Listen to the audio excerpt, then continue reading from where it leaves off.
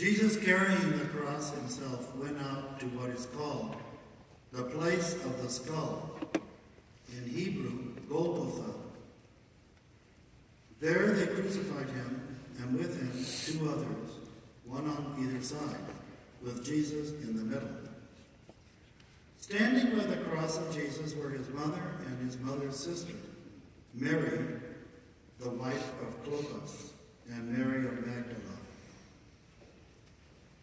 When Jesus saw his mother and the disciple there whom he loved, he said to his mother, "Woman, behold your son." Then he said to the disciple, "Behold your mother." And from that hour the disciple took her into his home.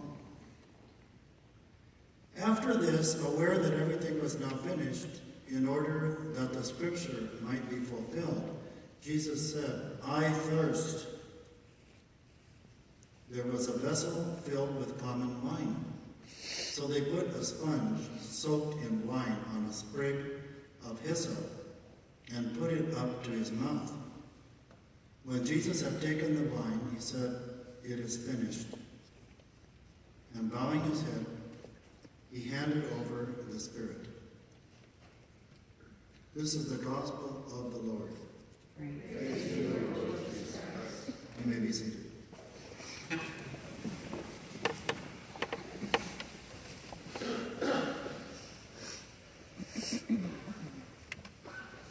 One of the fringe benefits, and it's not a small fringe benefit of being a priest, is listening to people that you meet along the way the many years. And some of the times they have incredible things to tell you. Incredible. St.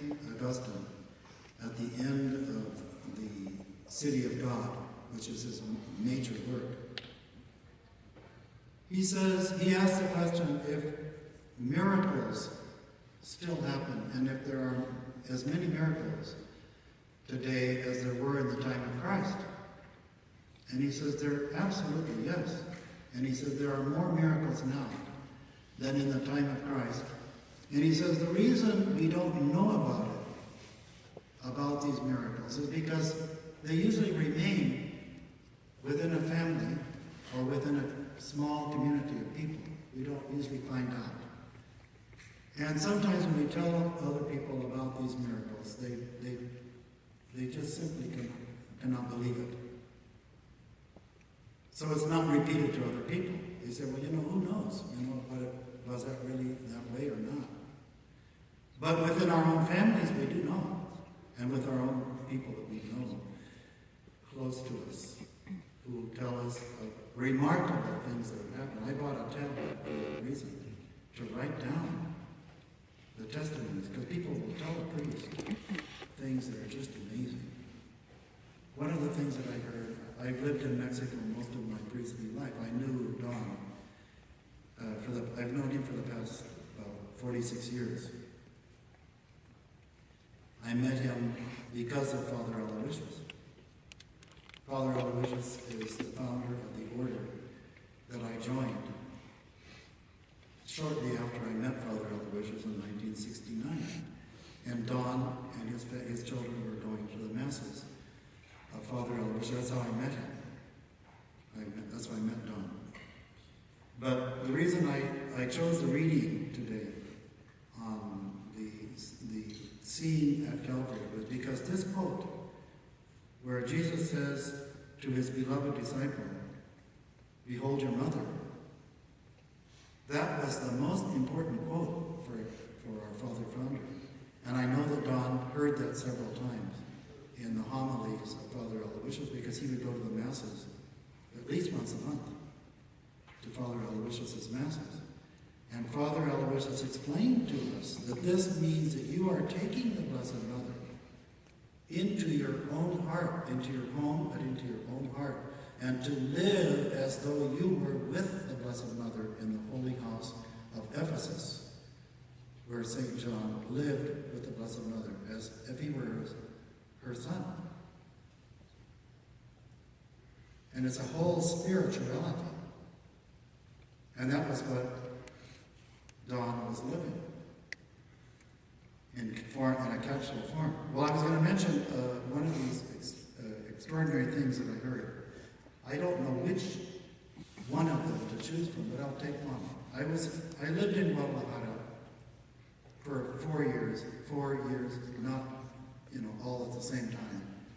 But during my time in Mexico, I was stationed down there for 4 years, separated. And so I met these people, the people in the heights of the highlands of Jalisco are very devout, and most of those people have granduncles that were martyrs during the Cristero War. So you can believe anything you hear down there because people have so much faith that they have these marvelous things happening to them. So one of them told me the story. I still know this man, and I keep in contact with him. He was in a seminary, and because he left the seminary, his dad got angry at him because he left.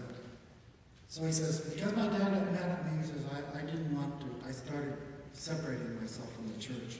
I didn't want to go back to Mass or anything. And I became just, I turned my back on my faith. And it got so bad that I hated somebody, I was almost going to kill somebody, one of my in-laws, because of the way he was treating my sister. He was almost on the point of killing me. He says, that's as bad as I got. He said, but one time, he says, I was going out with a friend of mine. We were driving out on the outskirts way out in the outskirts from Guadalajara, where there's no houses or anything. And he said, we wanted to stop and get a Coca-Cola or something to keep awake. It was the middle of the morning, or more or less around noon.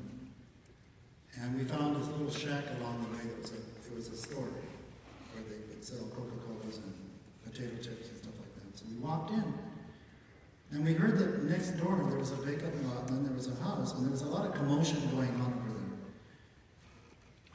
there. And my friend, his friend, said, I want to go over there and find out what's going on. So he went over there and said, I'll see you later after I finish buying these things. So he says, I went over there, and he says, I found my friend going around in circles around a table, a wooden table, where there was a little girl, she was 3 or 4 years of age, who was dead on the table. This little girl, and this happens once in a while, and I found other cases in Mexico. They get curious, these little children get curious. They use these for washing clothes. They have these deep sinks that they sometimes fill up with water. And so the children go in there with curiosity and they fall in and they don't know how to get out. And so they drown. Well, this little girl had drowned. They used CPR and all that stuff, and they tried to get her back to life, but they couldn't. So the doctor came, couldn't do anything for her. And then the priest came. So they had the ceremony, and all the people were around this table with flowers and candles. And they had it wasn't a funeral mass, but it was funeral prayers for this little girl. And so his friend, who was kind of like a recent converted, he had gone to, I think, the charismatic or something. He saw that and he said, wow, we got to ask God to raise her from the dead. So he was going around in circles, making a fool of himself, saying, dear God, raise her from the dead. You can do it. Hallelujah. Gloria a Dios. And all that stuff, running around. The priest was already there, with his hands folded like this. When's this not going to shut up? Everybody was waiting, and after 20 minutes, we got to get on with the show. I mean, who's going to tell this